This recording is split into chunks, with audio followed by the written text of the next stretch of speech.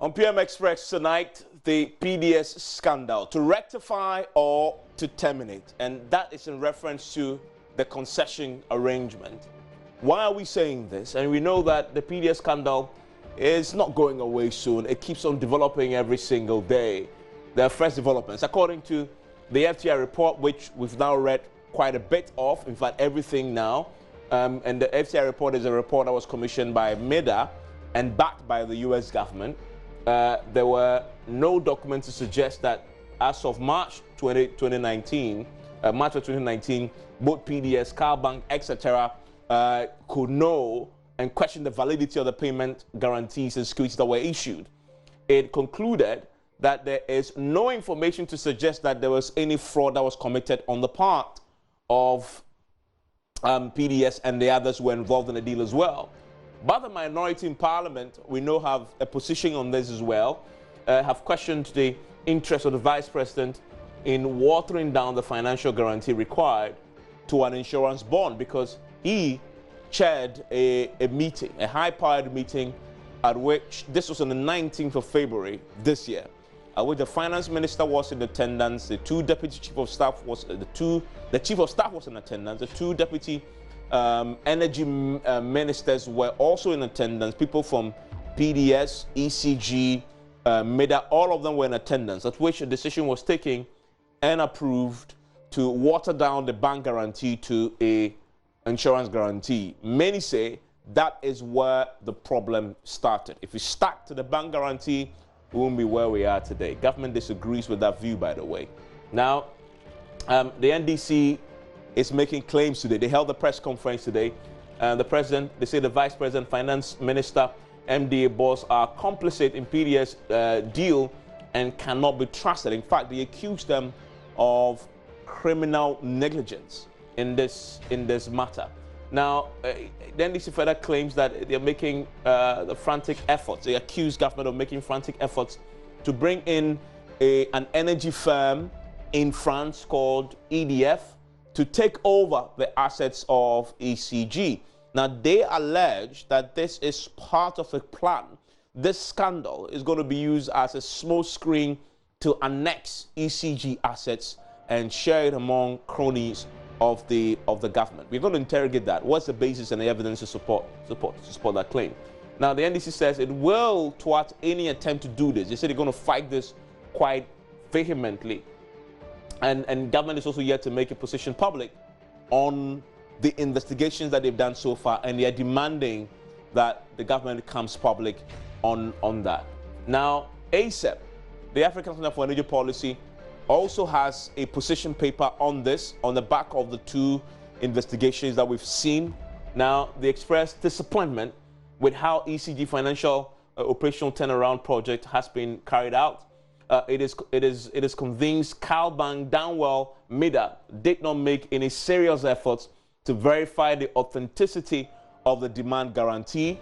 And then while it awaits conclusion, this is an important point as far as ASEP is concerned, while they await the conclusion of the government's review of the circumstances, it will be surprising, they say, to see PDS giving the nod to continue with the concession. It appears that ASEP is more inclined to support those who say the PDS concession arrangement and the contract right now is not tenable. You have to terminate it. We'll see if that is what they mean by this when we start the conversation tonight. So what should we do? Should we rectify it or should we terminate it? The conversation is here on PM Express. Stay with us.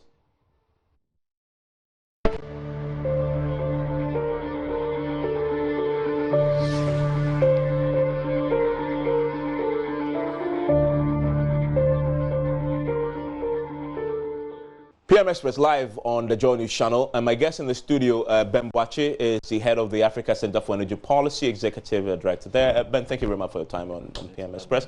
Also with me is Adam Mutawakilu. He is the ranking member on the Mines and Energy Committee, and he was at the NDC press conference today, where they put out a few key issues. But I want to start with you, Ben. You have a statement out today, a position paper. What is the position of ASAP on this matter? No, I think we have been... What are the key issues for you? Yeah, thanks for having me. I think we've been raising questions around the confusion that surround this whole transaction. And we have come to the determination that some things have gone wrong, you know, before the deal was approved and even after it was approved. And the way to get clarity on that is to hold those who were given the mandate to actually manage the process responsible. Unless otherwise, they can come and tell us that they were not in charge, you know, at some point. And we've been hearing the rumors, we've been seeing the decisions that are flying around. One breath, the finance ministry took the decision. Another breath, it was the office of the president, vice president that took the decision.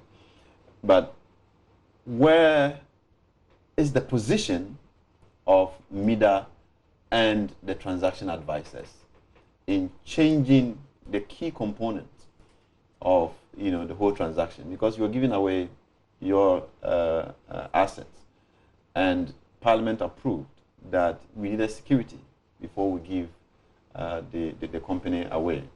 So for that thing to have changed, even if government decided that it wanted to change or agree to change to an insurance, what was the position of the people who are being paid to advise on the transaction? And that is the critical component that is missing in all this conversation. So when this FTI report came, we were trying so hard to see whether FTI would try to understand, you know, what the transaction advisors actually did. I.e. MIDA?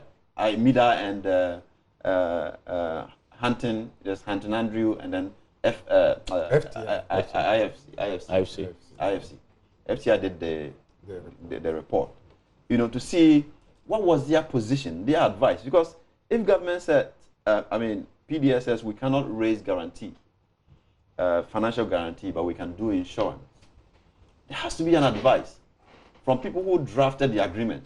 You know, MIDA and IFC, they drafted the agreement. They know every detail in that agreement. To caution government at least to say that you cannot change the financial guarantees that were required to an insurance guarantee and then leave government to take the decision. There should be documentation to that effect. Other than that, they cannot sit aloof and say, oh, we didn't do anything, and that government took the decision. And if you trace all the issues in that report, our conclusion is that there was a very crafty attempt to exonerate the transaction advisors and start pointing fingers at some people. So if you see in that report, they make reference to a meeting that was held in the vice president's office, where you had MIDA board, ECG board, deputy ministers, the finance minister, all those people there, and a decision was taken. The chief of staff, the two deputy energy ministers. Exactly. And they say that a decision was taken at that meeting. Okay. So then FTI comes back to say that after that decision was taken to approve the downgrade, an email was sent to the effect that it was the vice president that directed the downgrade. And we thought that was a bit mischievous. Why they wouldn't really say that the meeting arrived at that conclusion, but they were emphasizing that the vice president did that. Yeah. Okay. And what was the position of MIDA on that downgrade? But it's interesting. Before that meeting, MIDA themselves had at the board meeting also taken a similar decision. They took a similar decision. FTI report also mentions that the MIDA at another meeting had taken a similar decision, but they claim that that decision was subservient to what the vice president meeting chaired and came to a conclusion of. So they seem also to suggest the ultimate decision wasn't ours; it was a vice president and the government. Nobody is saying that the advisors have ultimate decision. Nobody is saying that. What we are trying to say is that we want to see what advice they gave to government relative to that. Why were at the MIDA board meeting? Why is MIDA not producing minutes on that report? And check it from here. Go to MEDA's website. You will see that they published every MEDA board meeting until they got to that crunch period. They were not publishing board minutes anymore. You know, so we see clearly that there is that crafty way to shield those who were pushing. Because you ask everybody in ECG, ask people in PURC, ask people in Energy Commission, and everybody tells you that MEDA was just giving us too much pressure to let this go. Okay? But they don't have traces of any of those. So where was that pressure coming from?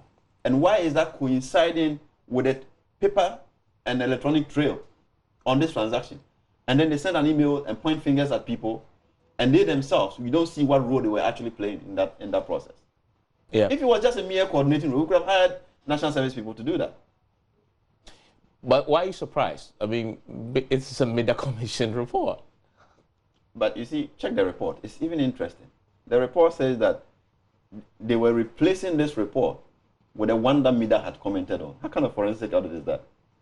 You conduct a forensic audit, and you send it to MEDA to comment for you to correct it. Yeah. And we should be happy with that report. And we made a point that this report was supposed to be a confidential report between MEDA and FTI. Within 48 hours, the report had leaked. No, it was leaked to us the very day they gave it to MEDA. Can you imagine? So who leaked it? I don't know. So that's why I tell you that attempt to exonerate those who should have advised government on this.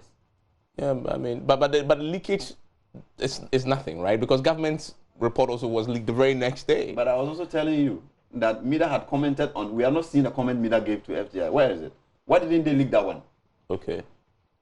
What comment did they give to FTI? We'll look at the government one, and because the government one too, it's almost in sharp contrast.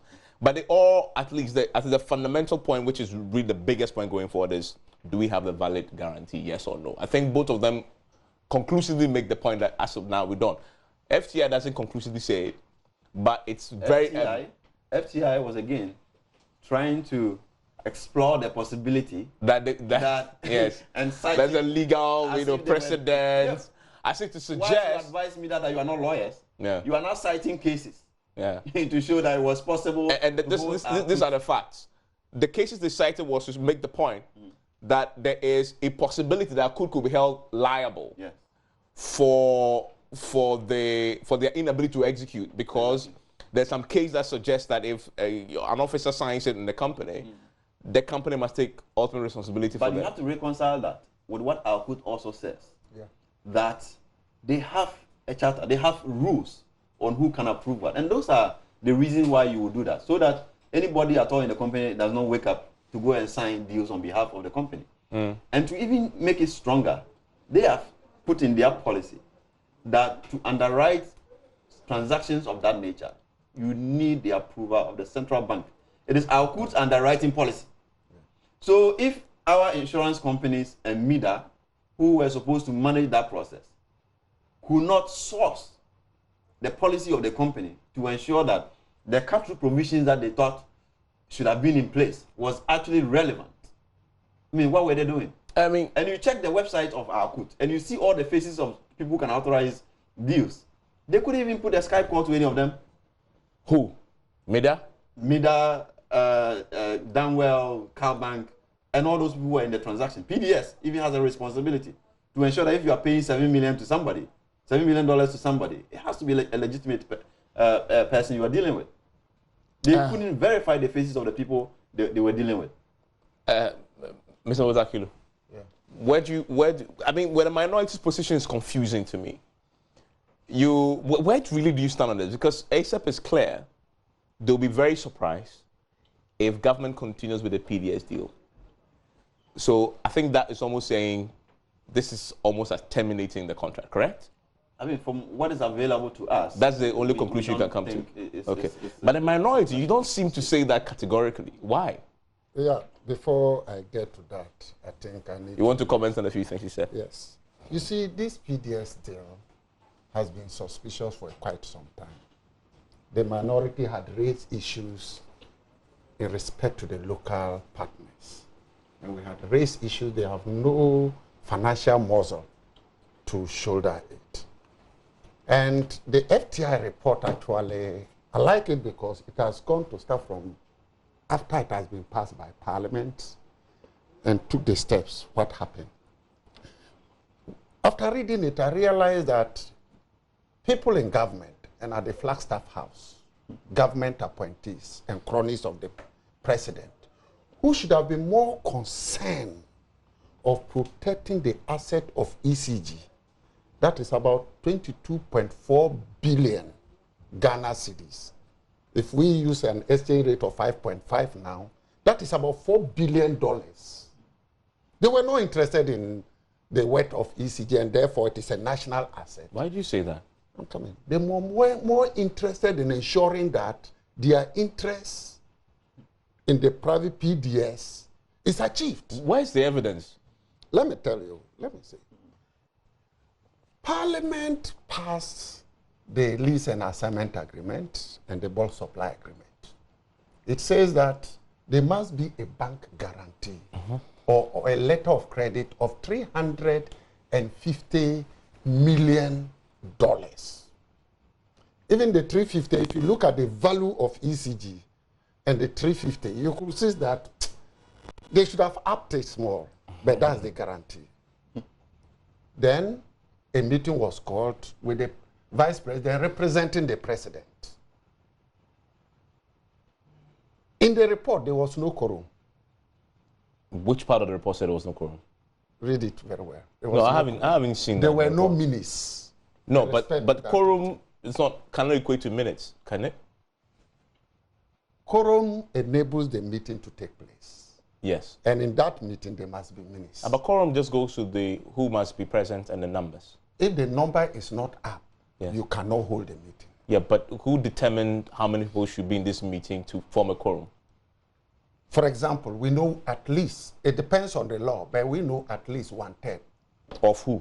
Of the members. Members of what? Of the that are supposed to be in the meeting. For example, no, but this is a meeting that was called. Everybody had to come in. From what FTI? Which part? I'm saying which part of the FTI report said there was no quorum? Read it very well. No, I haven't seen it. I'm happy for you to point out to me if I'm I don't wrong. have the report here. Read it. I have the FTI report. Now, I'm just going to search. This is a government who sat and agreed that okay, instead of you providing the $350 million bank guarantee, let's make it insurance guarantee. And where the partners will pay 12.25 million as premium, and that ends it. That is one. So this is the point you made. This is in the footnote. A footnote. Yeah. Okay. This is so just because it's a factual program, I need to quote this.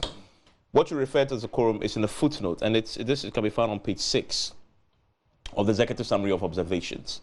And it says, we have not been presented with PDS historical financial data to make a determination as to how well PDS was capitalized. This was considered an informal board meeting because the MEDA board did not have a quorum. Based on our review of the sign-in sheet, the meeting was also attended by representatives from PDS, ECG, Energy Commission, Ministry of Finance, and Ministry of Energy. Is that what you're talking about? Yeah. That's what you're talking about. But it says we have not been presented with PDS historical financial data to make a determination as to how well PDS was capitalized. Who was supposed to provide Who was supposed to provide that? It was me that was supposed to provide that. Let me still go further. 2, why government is so interested? No, but my point is this quorum referring to the vice president's chaired meeting? I don't think so. I don't think so. Yes, but you reference the quorum to that. That's why I'm. So you clarify. Yes. You clarify that. Now, this is the second point why I said the government appointees were not interested in protecting the assets. The payment of the premium. We all know that we have Meralco 30%, Energia SA, Angola 19%.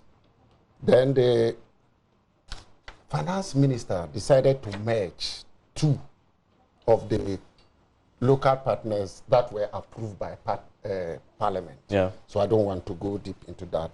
So we have G Energy Solutions. Also, this is a famous kind of Riata letter yes, to Shishi. 28%. Santa Baron, 13%. GTS Power Limited, 10%. We expected that these are independent companies and liabilities must be shared equally in proportion to the shareholding. So it is expected that Santa Baron, that has 13%, will pay 13% of the 12.25. If you calculate, it's about $1.6 million. But they took a loan. I'm coming. Okay. How much did they pay as premium? Part of their premium. $7. In fact, they paid with I'm coming. With monies they collected from. I haven't finished. I'm talking of in proportion customers. To their percentages. Okay. And I'm just adding to it. No, but that they paid the loan with customers. That is the next stage I want to move to. The first one is this: why government appointees and interested parties decided to change it from bank guarantee to insurance. The second one is the payment of the premium. Okay. Santa Baron, that has 13%. If you calculate it as against the 12.25, it should be 1.6. But they are paying $7 million. TG Energy Solution, 28%. If you calculate it, is about $3.4 million. And they said the shareholder paid from equity $1 million. That is $8 million. Yeah. Then the 14.5, according to the report, didn't indicate exactly who paid it. Now, where is Meralco? What is their contribution? Because if they have 30% and you calculate 30% of the 12.25, you expect to get about 3.6. No, that's a big 3. question. 7. That's a big question. What is their contribution? Who is Meralco and what is Meralco? For those who are watching us, Meralco is one of the foreign companies that hold 30% share. Actually, the lead company. So in the request for quotations, request for proposal, that is the company. So that is the lead company. If you take individual shareholders, they are the single. They are the financial lead. Okay. I'm still coming. So they are the single largest shareholder. So in assessing how the capability of the companies, Meralco was used. So they should have the technical, financial, and professional capability to execute. What is their contribution? It's missing. 2, Energia SA, which hold 19%. What is their contribution? We have not seen anywhere where they have made their contribution. How come that out of the 12.5, 2 companies paid 8? Meanwhile, in terms of shareholding, they are not supposed to have paid that. It raises another question. 3, what question is why the shareholding? It raises a question that whether these companies are actually the same company or they are actually working independently. So that tells you that somebody is somewhere. The 3 is the payment of the premium. The 4.25 or 4.5 was paid on 17th May 2019. That is after the transfer of assets. On the 1st of March. Yes, on the 1st of March 2019. And it was paid from cash sales, cash flow operations of PDS. That means after the takeover of the PDS on 1st of March, whatever is raised, they use portion of it to pay for the premium. Now, the question is, during that time, we all know that Grico was having serious financial challenges to pay even their workers. We had that discussion on this same That's true. And Grico workers even demonstrated the threat. That was during the period. So instead of honoring their obligations, that's to not even the state-owned IPPs also threatened to shut down because they've not been paid. Yes, instead of honoring their responsibility to these state-owned enterprises, they rather use it to mobilize and pay the premium at the expense of this. I think any body in government that wants to protect the asset of ECG will know that this thing should have been cancelled since then. Now, they gave reasons why they changed it. First was that PURC hasn't announced the tariff. Now, what was the reason given by PURC then? That as a result, they will not be able to announce the tariff before they take over. The reason was that they are waiting for car power to move from Tema to Takoradi. They expect that by 1st July, it would have moved. And therefore, because of the fuel mix, at Tema is using heavy fuel oil, which is more costly. In Takoradi, to use gas, which will be less costly. As a result, they'll be able to get a tariff that will be lower for Ghanaians. That time we raised the issue that you don't need to wait until 1st July because we have the automatic adjustment formula where every quarter, as a result of changes in exchange rate, the fuel mix, you always have to adjust. So if 1st July, 30th June is the end of second quarter, you can announce the tariff now. If by then they move the car power ship, then it automatically takes care of that. But did PURC actually achieve that? As of 1st July 2019, car power ship was still seated at Tema. But they announced tariffs. Yeah, but they have moved it now. No, I'm talking about their reference. I get it. I mean, so I get it. So the fundamental point you want to make, the lack of the tariff made it impossible for... That is what the report said. Yes. And I said this is an intentional by certain elements to give reason why they couldn't announce the tariff. So they can downgrade. So that they can use it as a basis to downgrade the demand guarantee from or letter of credit to insurance guarantee. If you read the FTI report, they said some of the banks even offered an alternative, which is that if you don't have the tariff, we are willing to give you the money on the basis of your balance sheet. Your balance sheet. And that should have been the case. And even there, they couldn't show a sufficient in that balance sheet. And I wondered, why did we approve the government support and consent agreement? It is to take care of these lapses, so that the company can later fall on. We can go ahead where there are difficult variances and losses. The company can also fall on government of Ghana to honor. And that is why it came as well for us to approve in Parliament.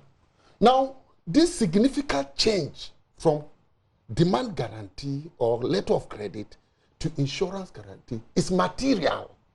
And that is why the Minister of Information said fundamental breaches and material breaches. But if it is fundamental and material, and as a result of the change, I expected that Parliament should have had a look. There's an argument by Andy Mesa, who, by the way, he's a secretary to TG Energy and also speaks for government. He said that, and as a lawyer, he said that what you approved in Parliament had in it, written in it, a clause that allowed post the approval changes to be made without recourse to Parliament. Changes that are not material. No, but you see, Ben, you made... Because that is important. That is a fundamental failure in the approval that was given. When Parliament approves that there are conditions precedent that should be met before the transfer date or before the signing of the agreement.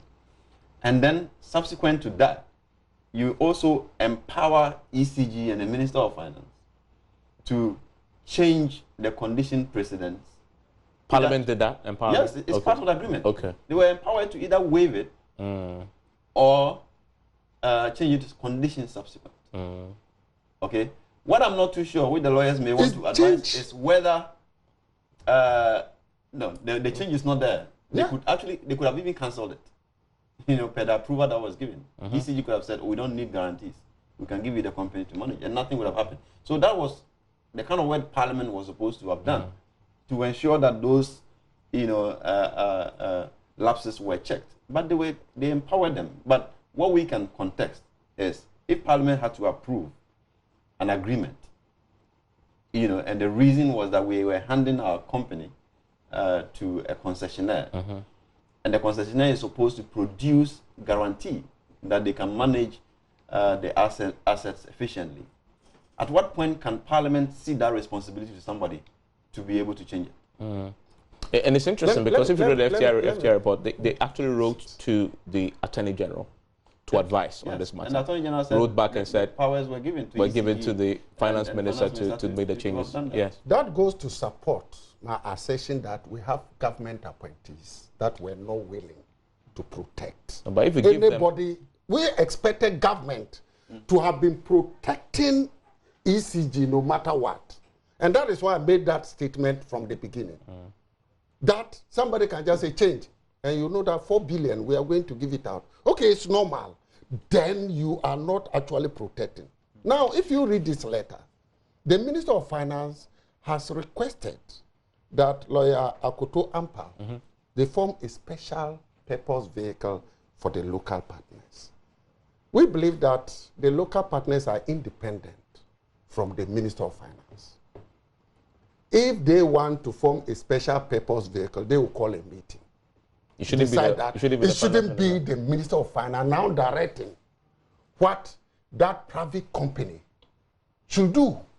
That is not his business.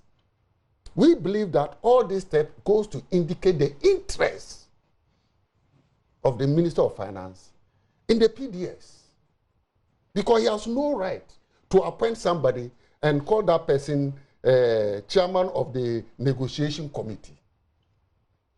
I think you can call the minister to come and answer to this.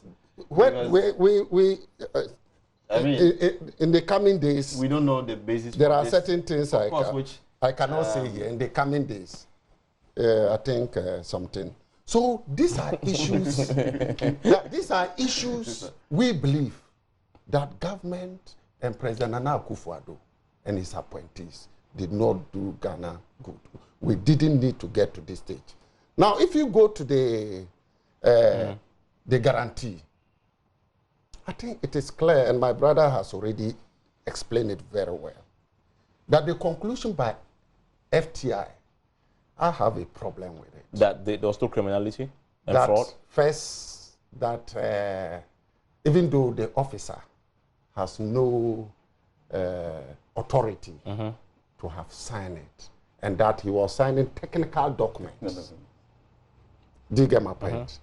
And based on that, they couldn't determine whether this is a technical document or commercial. But they forgot that they also indicated the threshold that was given to Yahya Al-Nuri. That is 15,000 cedis. 200,000 Qatari riyal. Yeah, that's $15,000. Yes. So you cannot go and use this one alone and then say, okay, no. I mean, so if you're wondering what we are talking about, with all your popularity, you cannot commit multimedia. And everybody who understands corporate governance knows that Evans Mensah can bring business to multimedia, but you cannot commit multimedia to certain thresholds of amount. And this should have been known to Danwell. It should have been known to me. It should have been known to Cabo. Especially when the amount is $350 million. Even when Ghana government is going to sign for $10 million, they send finance ministers to go and sign. And $350 million, a manager can actually sign that, and we are buying this and committing resources to do this kind of audit that we are seeing from FTI. So I want to take a break. I'll come to you. I'll come to you. When I return, the minority today have issued a statement saying that they have evidence that they are learning that the government is in a process of negotiating and bringing in a French company to replace PDS. They have issues with that. We'll try and interrogate that. And then I'll get Ben's take on the most important question, which still has been left unanswered for a while, which is that as we sit right now, there is still no valid guarantee. And so what should happen to the PDS deal? And what will the consequences of that action be? The minority will also have to chip in on that particular point. And then the letter, the email that surfaced today, that shows that the Finance Ministry approved the contents of the watered down version of the guarantee on the 28th February 2019, just a day before the concession took effect. What does that mean? But also the email is interesting. It also says that ECG had to finally approve at the board meeting. However, this was happening on the 28th. just the day before. And so, you know, we'll interrogate that when we return. Stay with us here on PM Express.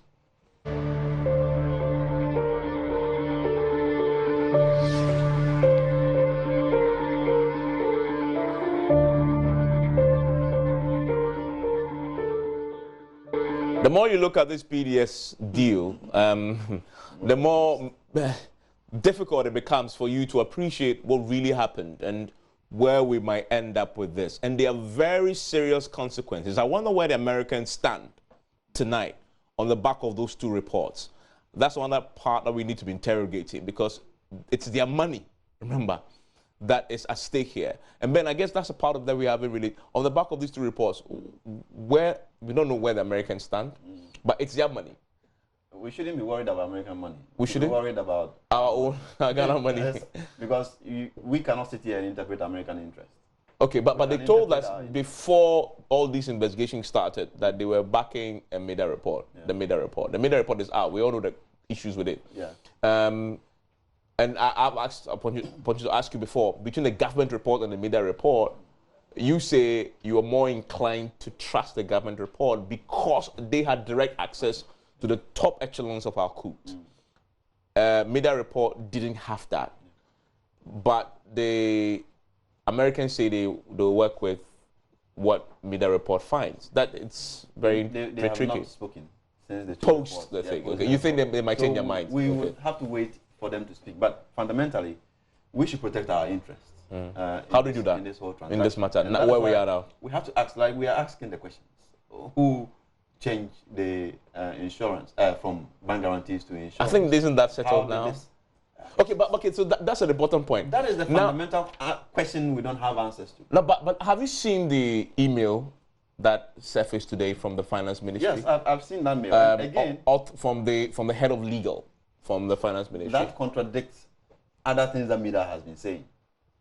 At one breath, MEDA is saying it's the finance ministry. At one breath, they are saying it's the president. So that was the mischief we were trying to point out in our statement. That why would you even go and have a board meeting, and then you step out of the board meeting and you are pointing finger at the vice president? What mischief were they trying to achieve with that? And then new emails are surfacing saying that it was the finance minister. So we need to have clarity on the position of the transaction advisors in all of this. You know, what did they say about the switch from bank guarantees to insurance guarantees?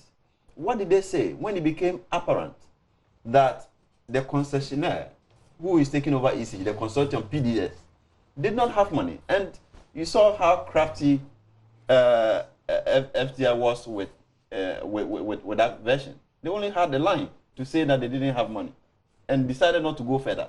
Oh, but they were dealing in bullets, so that part, it was a conclusion. There were areas where they were copious to quote emails. True. But they couldn't be. But what more could they have said about it? The guys didn't have the money. Check the MEDA statement. MEDA issued a statement on the 8th of August or so. Yeah, very detailed statement. Yes, and they told us that they had assessed the financial capacity of Miracle, to note that Miracle was worth $7.4 billion. Meanwhile, Miracle is missing. Where is Miracle in all these transactions? And nobody's asking me that question.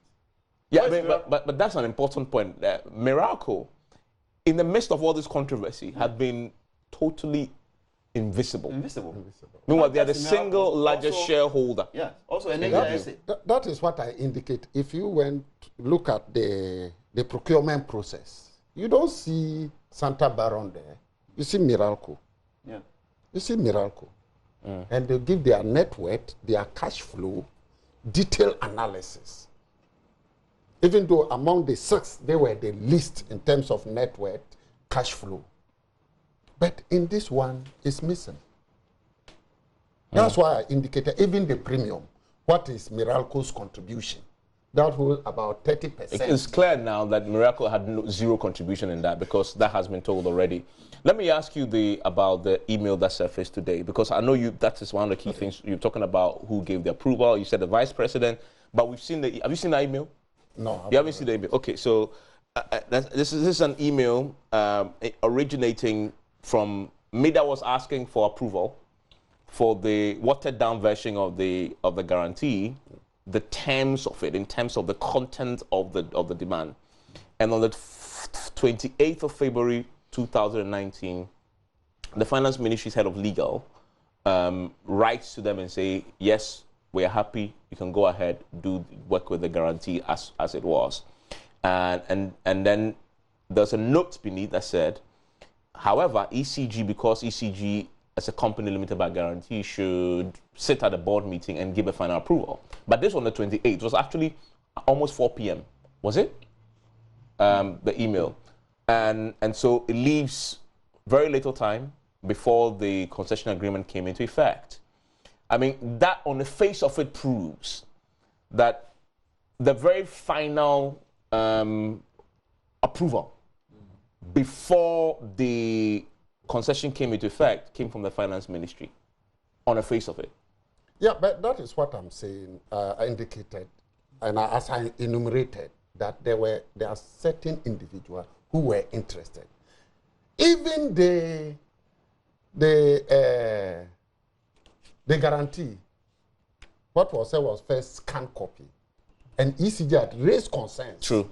In respect. They said they actually never got original. So you get a scanned copy, you are happy. Let me hand over assets. We were not protecting our own assets. We just didn't have time. What is time? 1st of March. If we didn't meet the 1st of March, we're losing $500 million. So it wasn't 500 million. We have already spent. We had already spent some amount. So how about losing 4 billion of your assets? So you don't look at one side. You look at what American government is providing, as well as what you are handing over. You are handing over 4 billion. American government provided about 500 million. So you should have time to do enough due diligence, not in order not to risk your asset of value. I think now the horses are bolted as far as that is concerned. No. We didn't do it until later. No. But let me ask you this fundamental point that you made at the press conference. Yeah. You are alleging that already government is shopping around for a replacement for PDS, and you actually specify that it's a company in France, EDG, what is it called? EDF, that the government is attempting to bring in. Where's the proof of that? Yeah, that is why we said the information that we pick indicates that this is what they want to do. And we have an issue with that. What's the issue there? First of all, let me go back to America. Government says, oh, they want to come up with innovation. And that means that now you select one company and then you deal with it.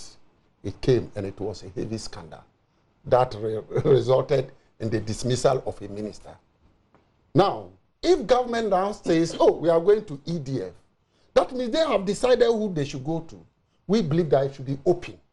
Another tender should be open for this. It should be enough for 2-3 to show interest.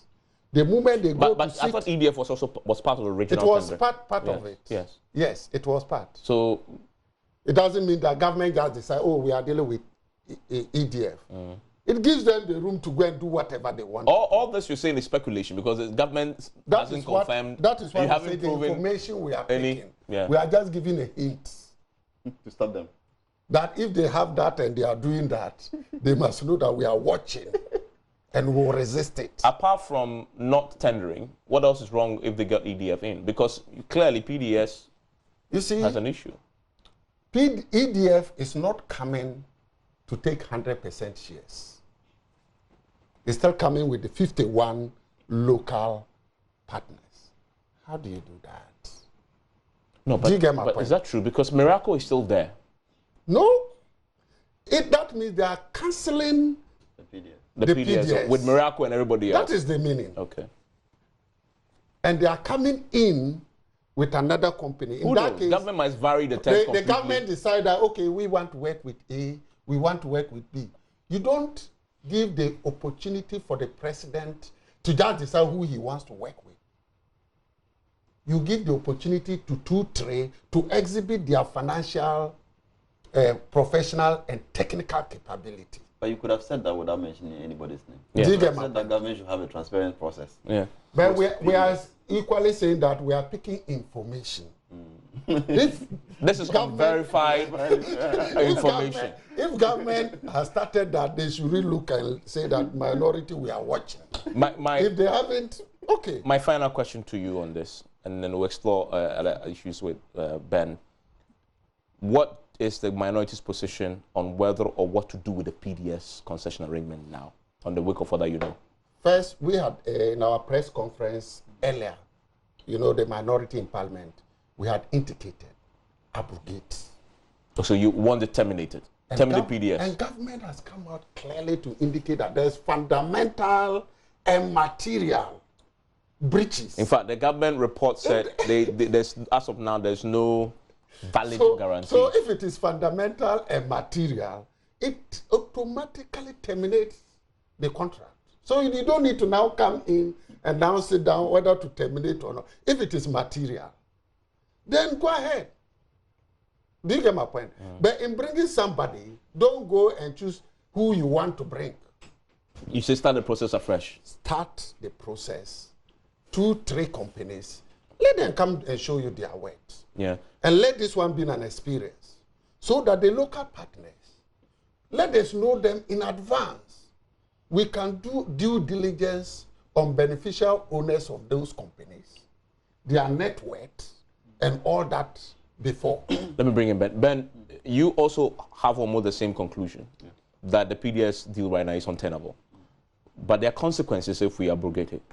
No, if there are material, breaches that satisfy conditions for termination, which in this case it does, if they are able to establish that the thing was procured fraudulently, which FTI tried so hard not to, go to that conclusion, then government will have, the power to cancel the transaction. And then what happens? And in fact, for me, this whole insurance thing, we should stop discussing it and tell government that we don't need insurance for our 4 billion assets. They should go and raise financial guarantees to come and securitize that investment. From what we have seen, in fact, in the beginning we thought it was an octopus arrangement, but from the report, it shows that it was rather a millipede. You couldn't really trace, who was responsible for this insurance. So they now say Akut said affronted the guy who is supposed to have been a fraudulent person in this transaction. He just took some fee to front this whole transaction and retroceded all the insurance, 100%, to insurance companies we don't even know. So where was ECG going to get the money? If PDS defaulted and they had to fall on those guarantees. So the conclusion of the matter is that we don't need insurance guarantees. So we terminate PDS and do what? And find another approach. That's another conversation. He says start the process afresh. Open tender. The challenge really is that if you want to open another tender, that will take a year or two to be able to go through. But I don't subscribe to just focusing on EDF or just one of the parties that came around. I mean, the companies were about 46 when they came around. They did due diligence and know the background of all these companies. So we can do shopping around those companies to give maybe 4 or 5 of them opportunity to present just some financial proposal on how they're going to turn around ECG so that we can have a quick fix around but this must happen within the context of the compact. Yeah, I mean we have to let the Americans know that this thing didn't so go. It's not as automatic as we can. What should have happened when this whole transaction was struggling to reach a proper close was for Ghana to have told America that it didn't go well.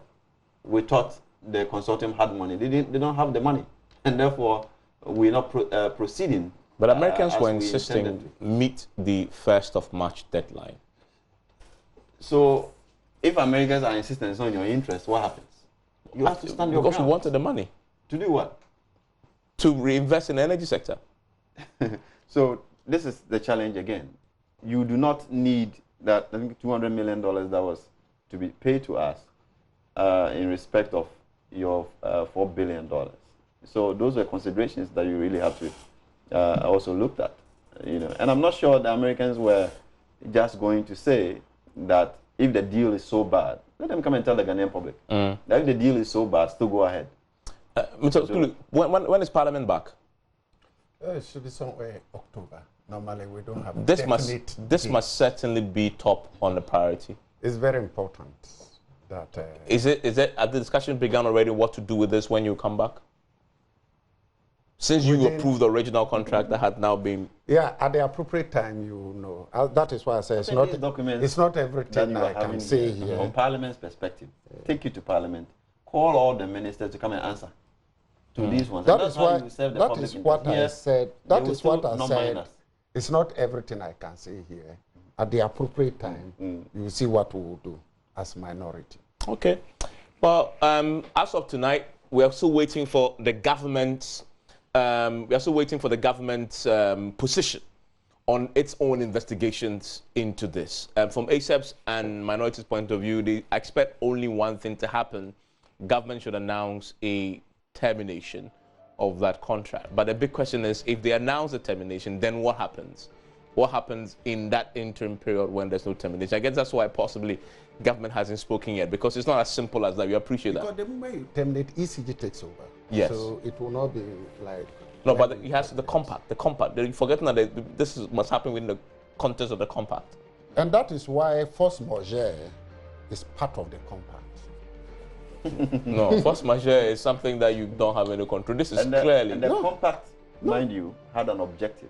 Yeah. To ensure that we have a distribution system that can pay, that is liquid. Yeah. So if PDS they've not brought in any money, it is still ECG people who are managing the system. Yeah. How are they now reporting? You saw the report they issued. Yes. That they are making money. They made a lot of money, yes. The revenues are coming. So how is it that the same Ghanaians are now able to generate what those revenues? Those are questions that probably government will have to pay attention. Listen, I mean, I say the more you think about this PDS matter, it just makes your head ache. Hopefully, when the government speaks, finally, it might put a lot of the issues to rest when they do speak. Thank you, gentlemen, for joining me. We'll return to this subject definitely. It's not going anywhere yet, as we wait for the government to issue their own position on their own investigations that had been carried out. Enjoy the rest of your evening.